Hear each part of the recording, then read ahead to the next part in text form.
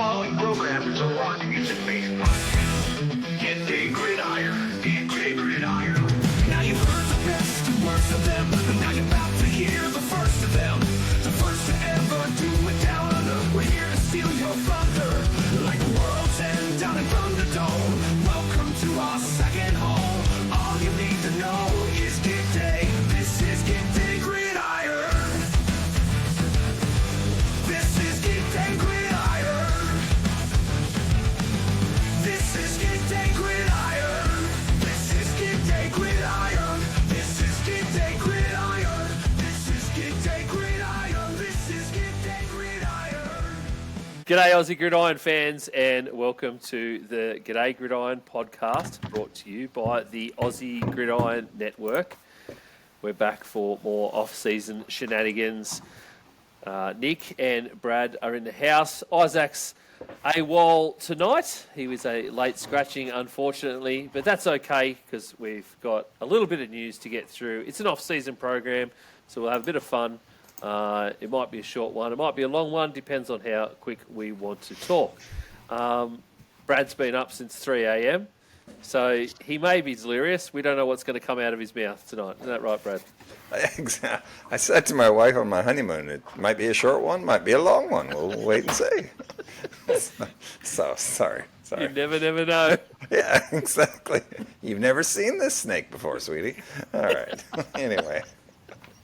See what I mean? Scratch that. Scratch that. Well, Rewind.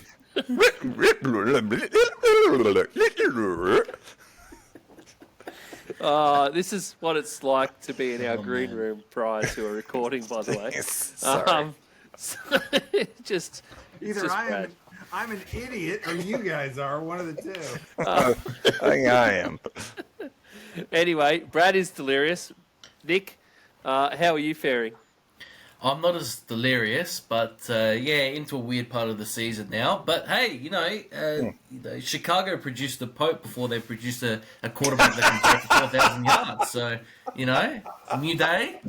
We'll see what happens with that. We'll see if Caleb Williams can actually get there this year now that they've got a Pope that can represent them. And also they might have some Hail Marys go their way.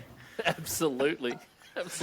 Probably one of the best things I've seen today on Pope Leo the 14th's sort of coming out parade, as it would be, because g'day Americans. Now you've got an American that you need to definitely respect their chosen name of. It was someone put the Chicago Bulls entrance music to him coming out onto that dais. It was so No, they didn't. Good, yeah, it's so good it fits. The Cardinals pick is in. Leo the 14th. No way.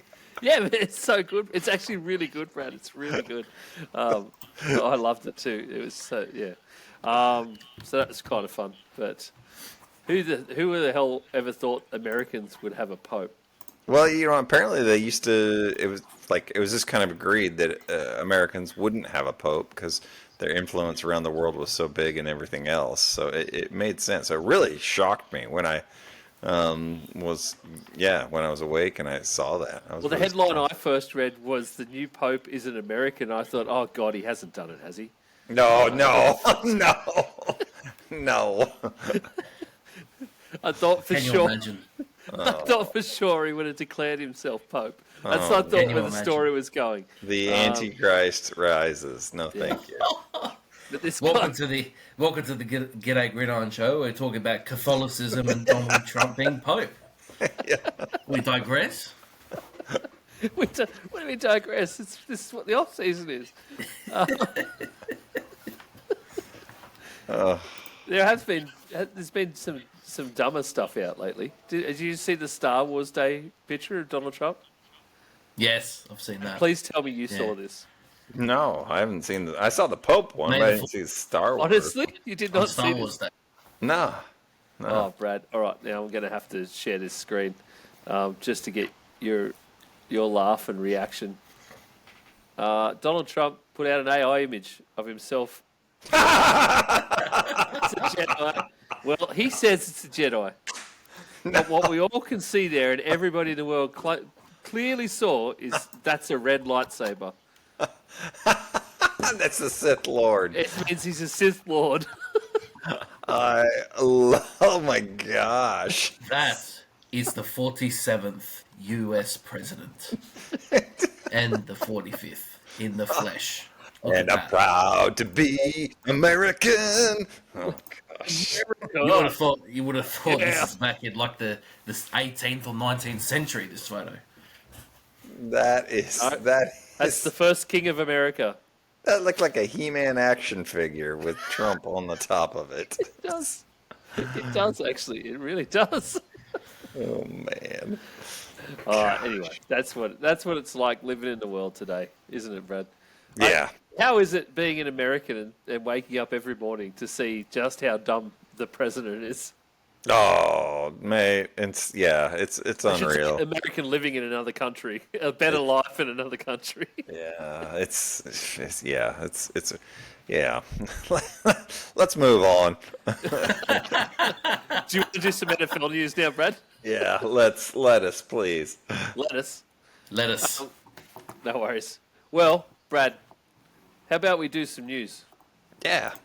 Yeah? There's always news in the NFL. There's always news in the NFL, righto.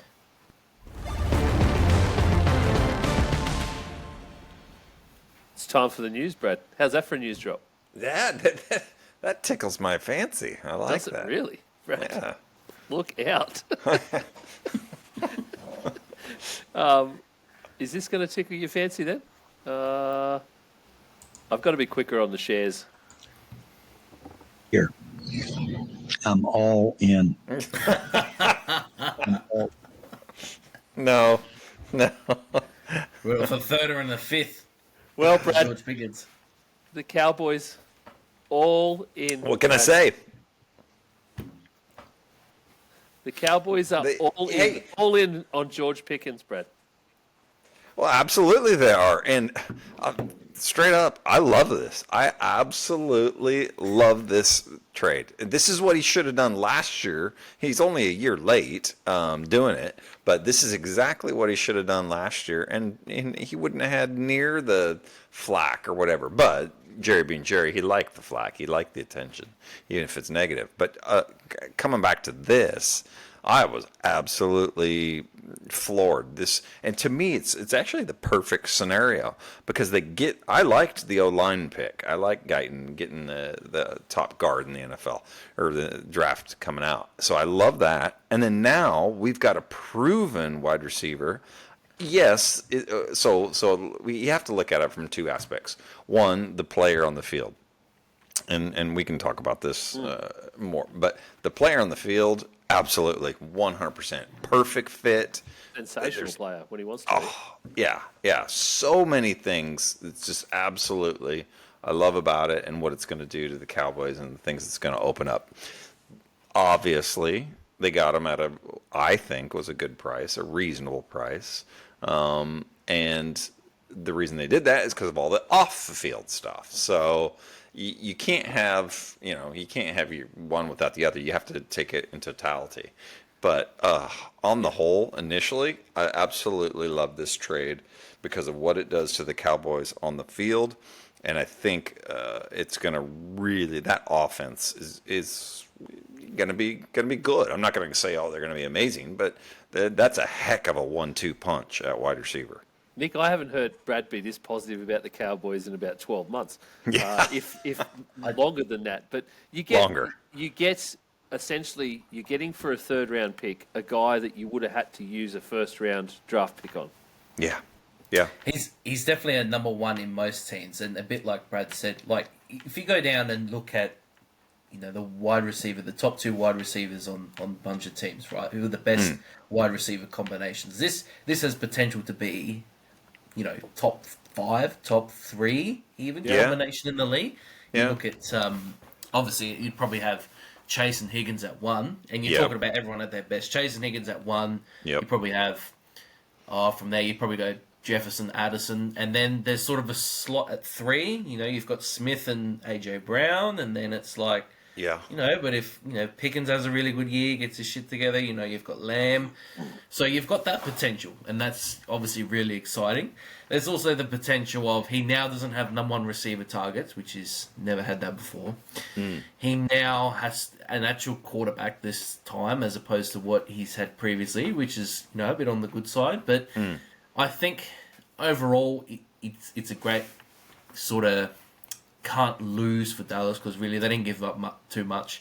But I'm really disappointed because I would have loved to have seen between him and Metcalf in Pittsburgh with no quarterback. And even if they got Aaron Rodgers, can you imagine? I would have loved them to do Hard Knocks there. Can you imagine between Aaron Rodgers with the dark retreats and the ayahuasticas and the aliens, the pyramids, and then Pickens is over here going, "Oh, where's my targets?" And then Metcalf's coming along and he looks like a bodybuilder, and they're having fights because neither of them could get the ball. Mason Rudolph's the number one quarterback if Rodgers isn't there and they can't get the ball to him. That would have been classic. But unfortunately we won't get that. And to be honest, probably puts Dallas in a much better spot. A lot of people would have probably had you're probably the same, Brad, between them and the Giants, who's going to finish third in that division. So probably makes it a lot easier now to probably even, I think, to still lean maybe Dallas's way with the extra weapon, because it was desperately needed. Oh, it's huge. It's absolutely there's last year there was no doubt that Dallas was worse going into the season, into the preseason. This year I think they're markedly better. So, and I don't want to go too deep into it because I know that not that many people love it, but Pickens is so good at man coverage, and he's so good at the deep ball, the go routes. Dak was number one in the league in throwing the long ball and 15-yard plus go routes. So there's so much potential for that. And just the fact that the coverages are going to have to change, and CD's forte is zones, so you're going to see a lot of too high safeties, and Dak's just going to be able to pick his poison. Basically, this helps CD out so much. Last year it was Dak put the ball down there for CD somewhere, but he's always covered because everyone knew you didn't really need to. You didn't need to guard the rest of the wide receivers or the receiving core, because you knew they couldn't do a lot. So it got to points in a game where it had to be CD. So that's the only option it was going to be if you wanted to progress in the game. Whereas now you've got Pickens to back that up too. There's a 1-2 punch like most teams should have. The rest, apart from running back, I mean, now you've got Prescott, you've got CD, you've got Pickens. You got Jake Ferguson, who is an amazing pass catcher. We've seen him really come along. And then Javonte Williams is the only one that sort of stands out as kind of the sore thumb in that. But he could be reasonably good. Yeah. It's absolutely, you're absolutely right. Just the idea of all that stuff. So I won't belabor it, but I am really excited, and it's brought an energy to the Cowboys. It's brought an energy to Brad by the sounds of it. Yeah, absolutely it has. It's made me get excited about it and not just go. I mean, I was feeling pretty decent. That's the beauty about the offseason is everybody's undefeated, so it's natural to be optimistic about your team, and I was feeling good about it. The wide receiver room, though, just scared me, and I think. Had nothing been done, we got closer to the season, then I would have been, kind of pooping my pants, so to speak. But, which if you know me, that's not really a rare occasion.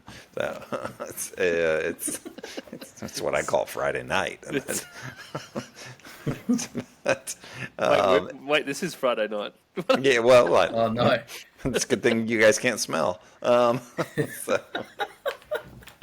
It's just, but the fact that they addressed it pretty quick, and it was very reasonable. And the thing that I've heard some podcasts or a couple places talk about, but the majority of them don't, is the whole idea around the compensatory picks. And it's not that common. But what needs to be considered here is that, so the Cowboys have Pickens on a rookie contract, and it's basically they're renting him if they can't get a deal done. Yeah. But it's not that bad in the sense that let's say Pickens balls out.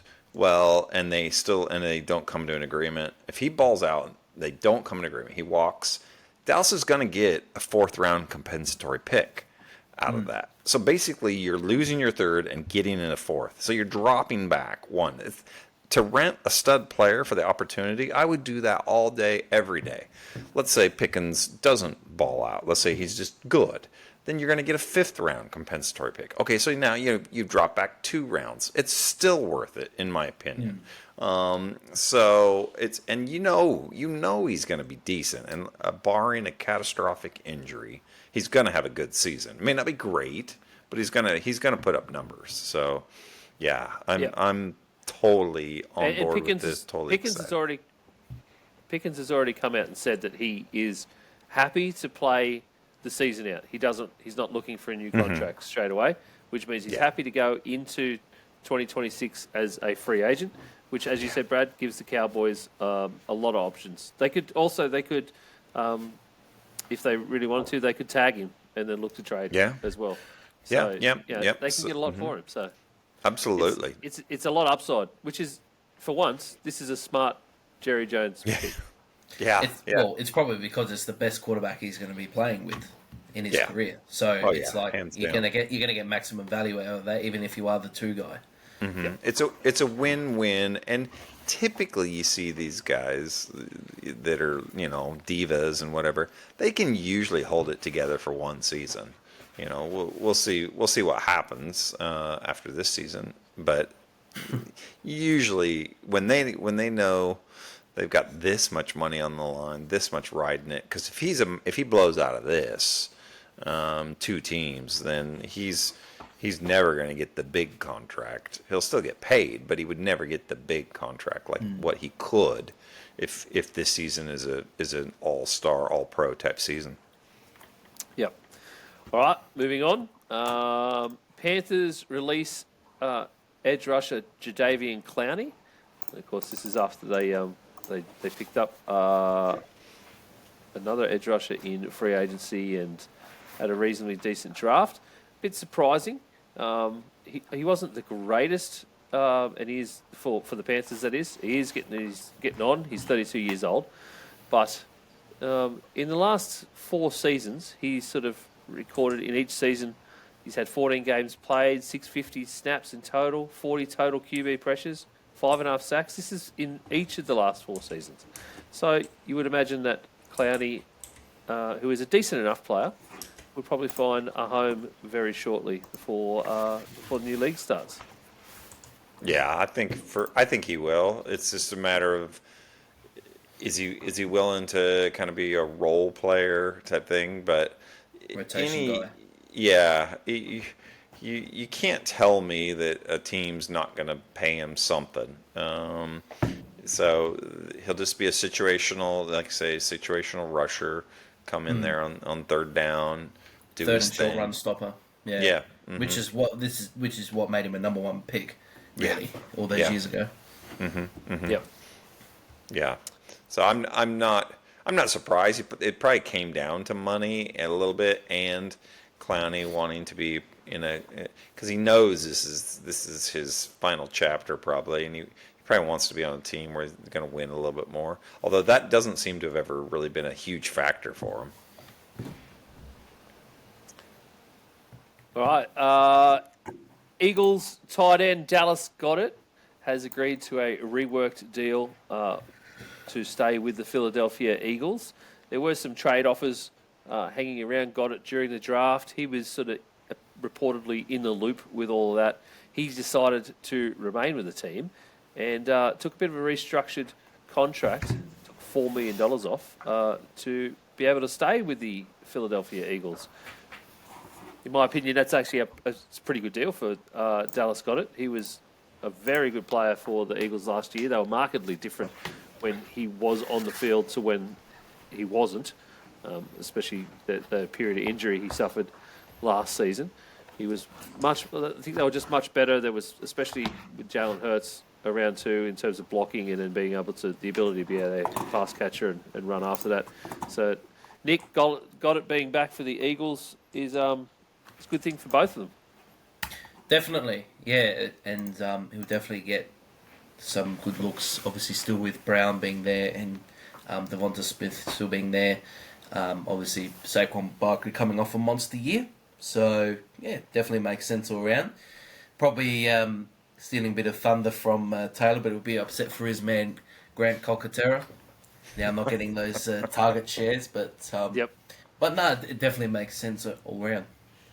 Yeah, it's not a move your needle type thing, but it's a typical Eagles. Oh, Just God. doing the smart Howie Roseman, just doing the smart thing, and it pisses me off. But they, Every year, Yeah. every year. yeah, they find a way to get it done. So it's Like I just yeah. like when we sat there, I sat there with Manjot and with Kev on that first round of the draft, and it's just like they just had Campbell just fall into their lap. It was just Yeah, and I reportedly, still can't believe it. reportedly he'd been trying to move up with several teams into the 20s to be able I to take saw that. Campbell, Oh, and no jeez. one would return his calls or didn't want to deal with him. Jeez. And it wasn't until there's stuff out there on the interwebs where when the Falcons did that trade and they gave the Rams a first rounder, Yeah. he reportedly said, "Well, no wonder no one wanted to deal with me." All he was willing to offer was some late round picks to move up. But yeah, they were trying to move up, thinking that someone was going to take Campbell, and they really wanted Campbell. And Wow. he ended up falling to him anyway. And in truth, they probably didn't even really need to trade up with the Chiefs to be able to get him. No. Yeah. Yeah. 'Cause Crazy. the Chiefs weirdly aren't one of those spiteful teams during the draft where they'll just, like we'd say, because the Eagles would blow them, they would know that they would want Campbell, for instance, that they would just take him just because. Yeah, it's just so. Well, they could have gone either way because they could have gone another DT because they lost a few on their D line. So, but you know, Howie doing Howie things. That's what happens in the Yeah. draft. Yeah. This guy just needs never ends. to write a book, How to Be a Successful GM. There's Well, I at think least 20 I- other GMs that need to read it and live by it. Well, it's not just the GM. I think it's the owners. Because I think he's able to make these moves because he knows that Jeffrey Lurie's not going to can him if Yeah, he they has. get out of the way. Yeah, Get out of yeah. his way and let him just let him cook. Basically. Absolutely. So when you have that job security, you can take a long-term approach, and you're not doing this. Oh, I'm going to draft a quarterback because I have to type thing. It's we're going to do what's best for the team for the next 3-5 year horizon. Yeah, and a lot of these guys they take in the draft may not be amazing for starters for the next 2 to 3 years, but that's what he's looking at. He's looking at down the track. Yeah. Yeah. Yeah. So even with their first rounders, Campbell might not see the field a lot this year, but it depends on how he plays. yeah, yeah. they definitely will. Cooper DeJean wasn't supposed to see the field a lot, and he didn't in the early parts of last season. But then he came on like a shot, and then look at what happens. Yeah. Yeah. That guy was an animal. And the other part was everybody basically shit canned him because he was a white quarterback. Yeah. Exactly. And then they were What adamant that that's where he was going to be, and that's what he was playing. Yeah. Pick 6 on the last game of the year. Yeah, that's Yeah. right. To win a Super Bowl. Yep. Unbelievable. Moving on, and more tight end news. No, wide receiver news. We'll go to that one first. The Jags have released Gabe Davis. Released him, cut him with a June 1st designation. So how's that? He's still got a month that he's still on the payroll, but officially he's gone. They've designated him as June 1st cut.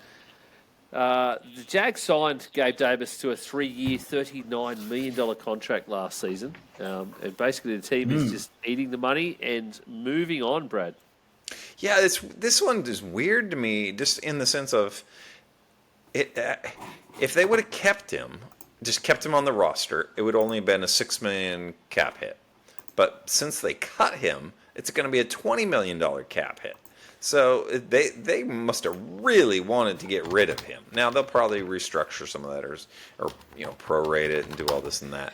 But it blew me away just how badly they wanted to get rid of him. So I think this is a case of they don't want a cancer in the locker room. I'm not saying he's a cancer, but just the situation could become cancerous, and they don't want that distraction in the locker room. So they really wanted to get rid of him, and obviously they did.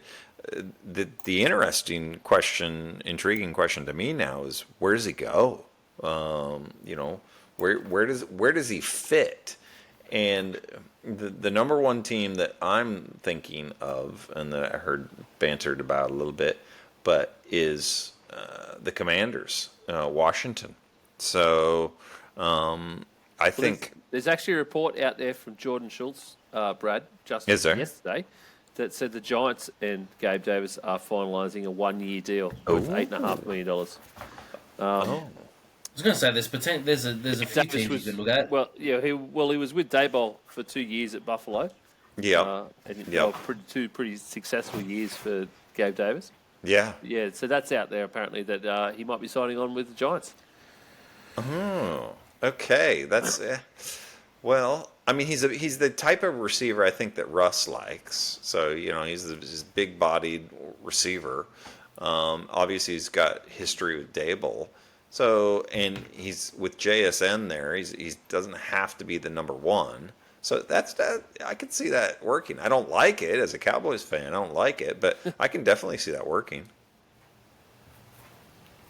I think it'd be good if the Dayball offense is sort of clicks with him, and famously like Dayball left the Bills as OC, but most of the offense that they were playing on the scheme and the style for the next couple of years was reasonably similar to what Dayball had already installed. And under that, those 4 years from when Gabe Davis was drafted by the Bills were pretty successful. He had like 6 to 7. He was good for 6 to 7 touchdowns every single year and a decent chunk of yards. So, it certainly fared much better than last season at the Jags did. Could go back to the Bills as a 3. There's a lot of opportunities. The Browns, the Patriots. That was another thing that would have been really cool as well. I think a lot of people were talking about that. All right. Any other news, boys? Anything else you've come across that you want to have a chat about?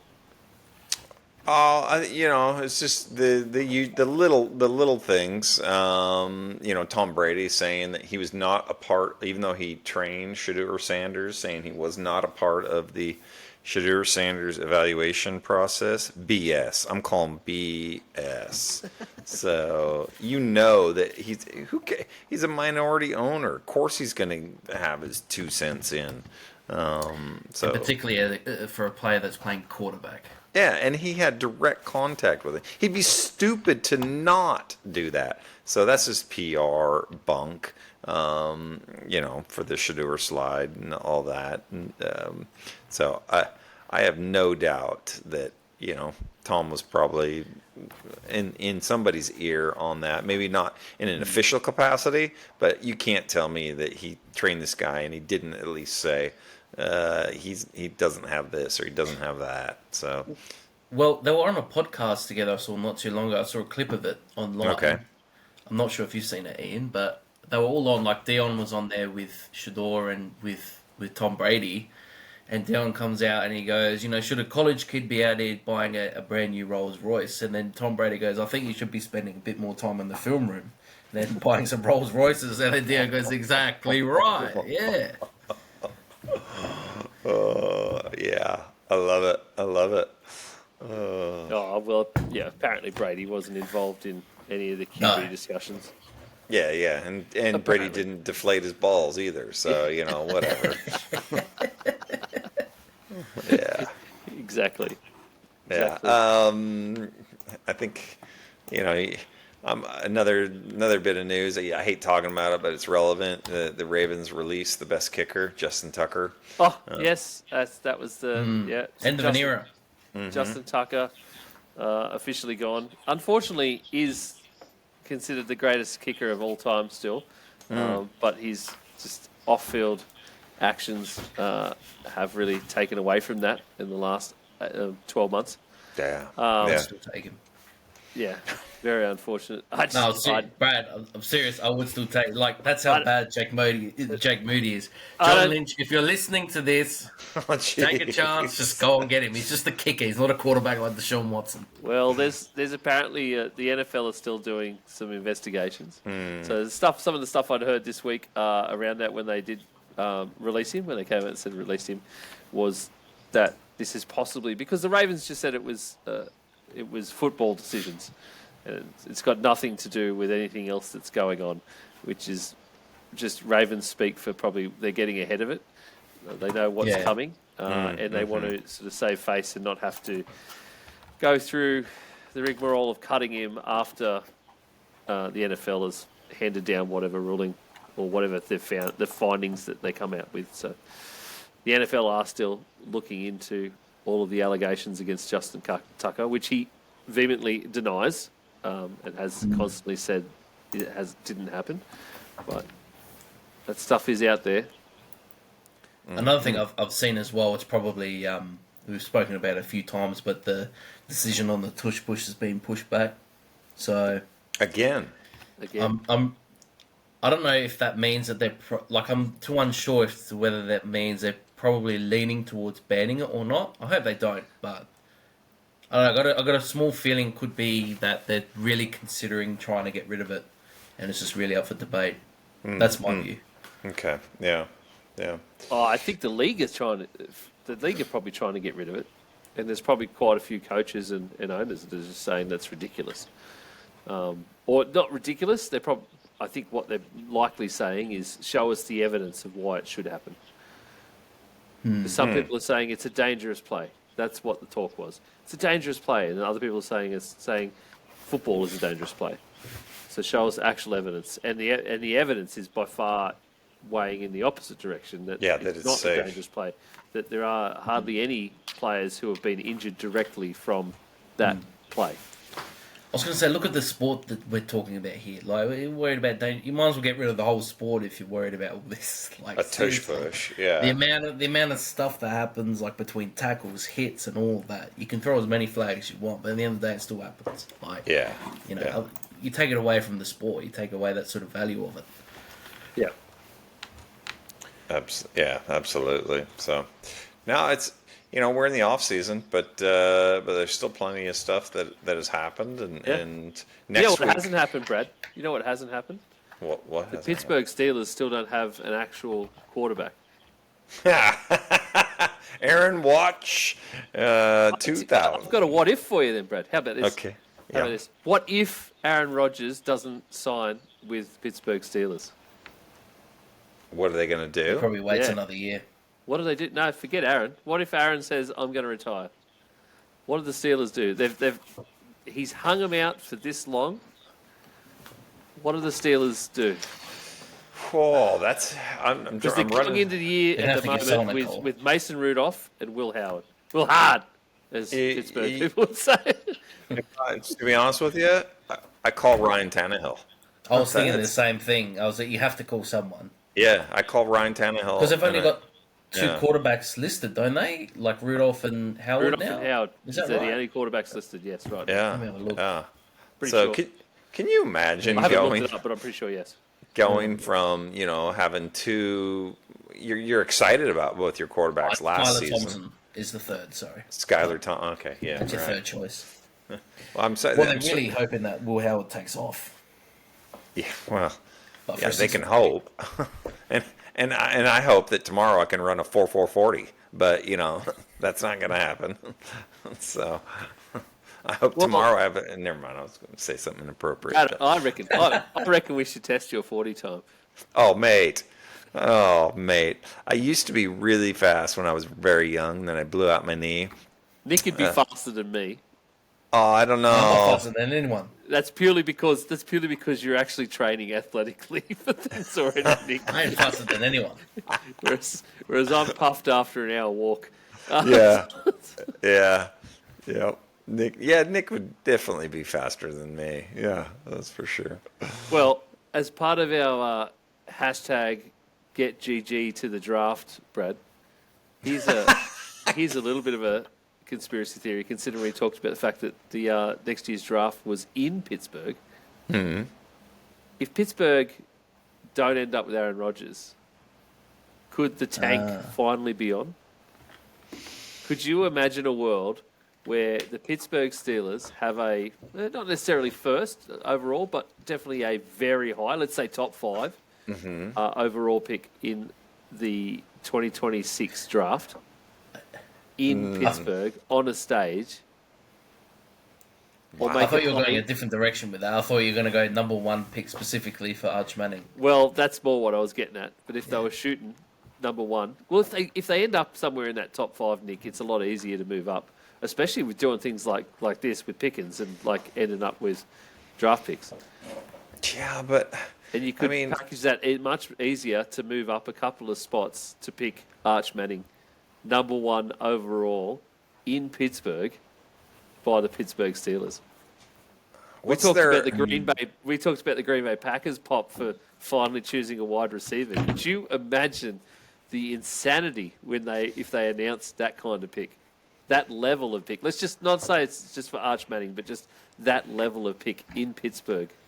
Well, you could say it's a conspiracy, but my thinking is, why would Mike Tomlin sign up for that? Like, he's been around for 20-something years. Yeah.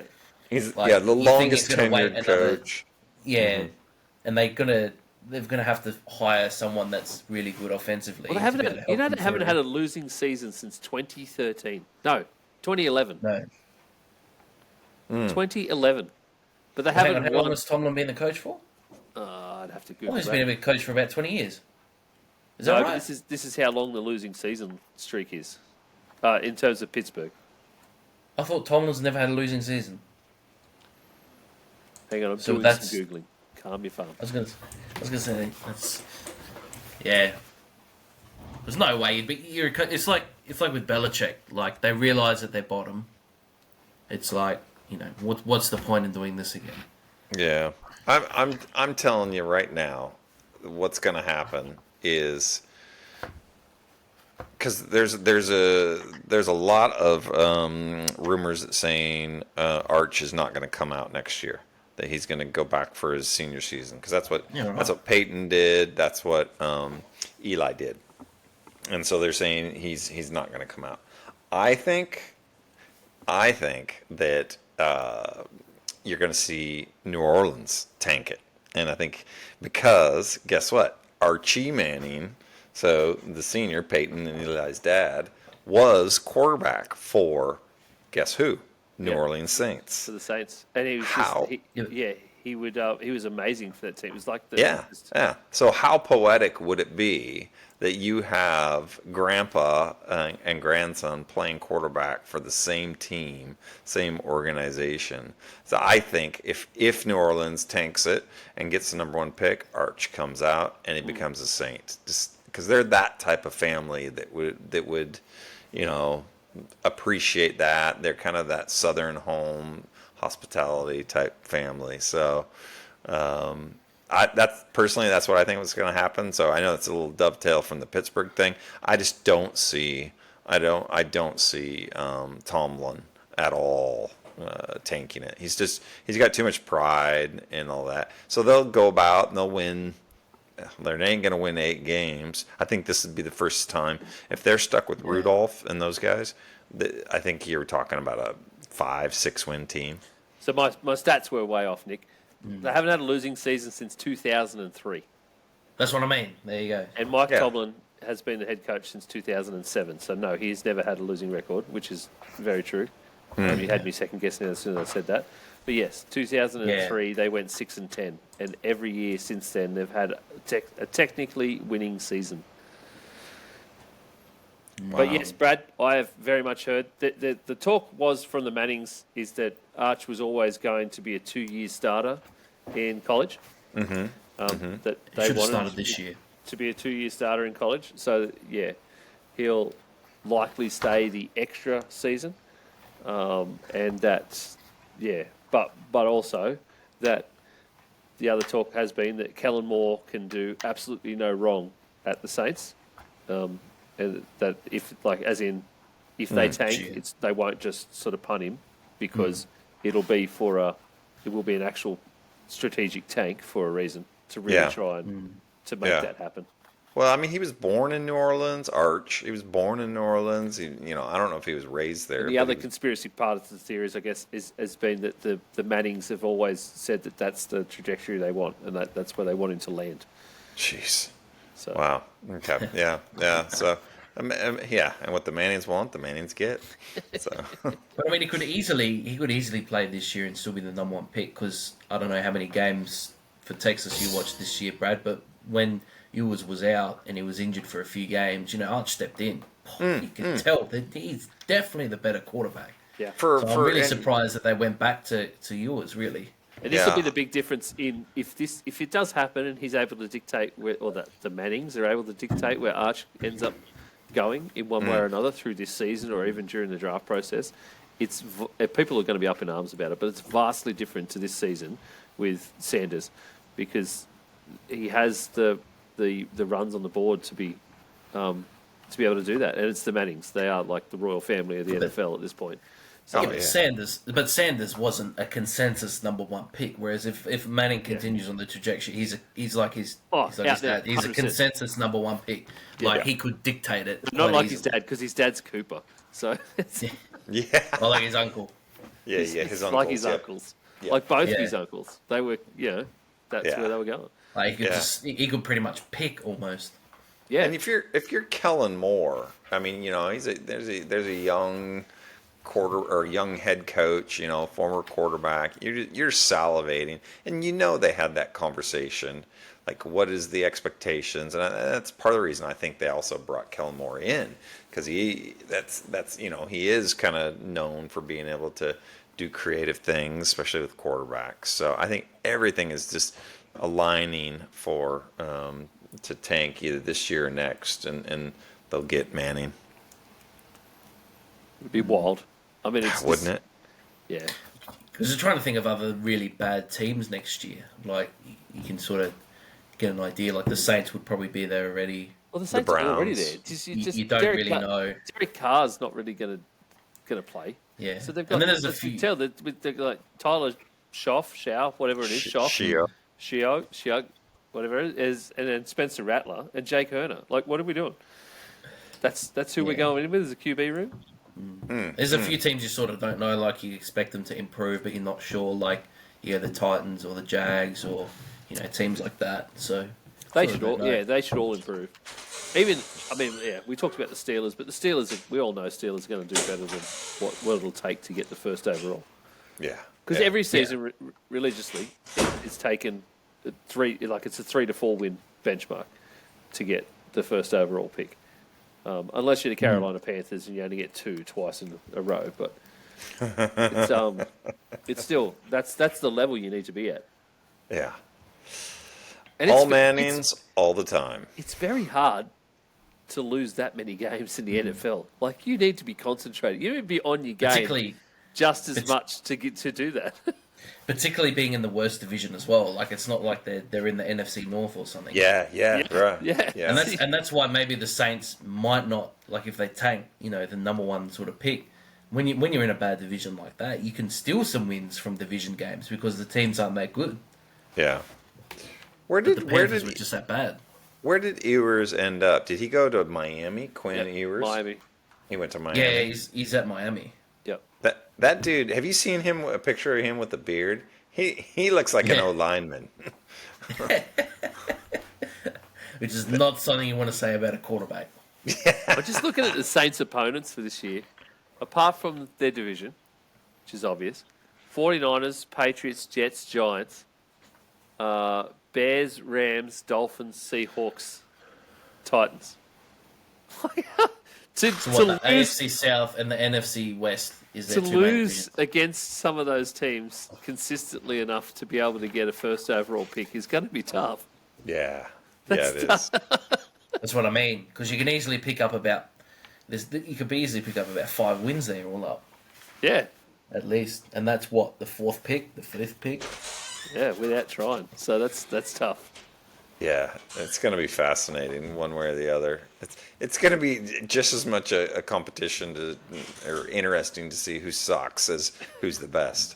Whereas the following season, so if Arch does stay for the second year, or another year even, the following season is NFC North. So they've got Vikings, Browns, Steelers, and then they've got Bengals, Lions, Bucks. I love the fact That's that we rude. are breaking down the 2027 NFL schedule. I here. just had Well, that thought. I'm like, no, because I just had that thought, Brad, was like, because it takes a lot to be able Yeah. to lose that badly. Like it Yeah. really does. You have to be systemically bad or really trying to lose. Like generally everyone has to buy in to be bad. And that's hard to tell 53 players we don't want you to achieve. When a lot of their contracts are tied to achievement bonuses. incentives. Well, they can't. Yeah, I mean, obviously they can't outright do it. Just go ask the Miami Dolphins. But you're right. They do unintentionally, intentionally tank. Absolutely. Yeah, all you need is Jameis Winston to throw a touchdown at the wrong time and screw you over. Well, that's It's what just I mean. like, That's what I would. We're I going to would pump up a do. score here. Yeah, I would just put in my sucky QB, and let the chips fall. That's how Dallas got what's his name from New England, the quarterback from New England, because they put him in at the last season, their third stringer, last game of the season, third stringer. He actually played really well. Jones. But yeah, they were trying to lose. New England. They were trying to lose. So You sure you don't mean Trey Lance? Trey Lance. no. It's Jones? the New England Aren't they the quarterback same that they person? that they traded for. So Brock yeah, Purdy. jeez. Brock Purdy. Start that debate again for 2025. Why not? No, anyway. No, it's just hard, Brad. That's Yep. why it was popping into my brain. Something else that just popped into my brain. Jameis Winston to the Steelers, since he's not going to be needed at the Giants. That'd be. Ooh, Wow. I'd yeah. like Give that. Can you out the imagine that? 6th-round pick for Winston. God, that would have been that trade. Veto that trade for the Cowboys with Pickens. Send Pickens back, have them in Metcalf, and then Winston. They need to pick up Winston, 6th or 7th rounder. He's got like Yeah. a $4 million contract. Yep. That is nails. There's Can you 8 imagine wins. 8 wins right there. Winston and Tomlin together. That would just be. Oh my gosh. Hilarious. Oh, wouldn't it? Hilarious. All right. Great talk, boys. I love when we can just chat. All right. I hope everyone enjoyed a bit of that. If you want some news, and you hear anything, hit us up on some socials. You'll find them all at linktree/Aussie Gridiron Network. Keep a lookout in future weeks. We won't just be spitballing, just talking dumb shit every week. We're going to have some interesting things to go through, some little games and some exercises coming up, where we might do some top fives for some different position groups, wide receivers, tight ends, QBs, for example, and then a bunch of other little things we might think of along the way. So make sure you're tuning in, both on podcast and on YouTube at Pastry Press NFL, and we will see you later.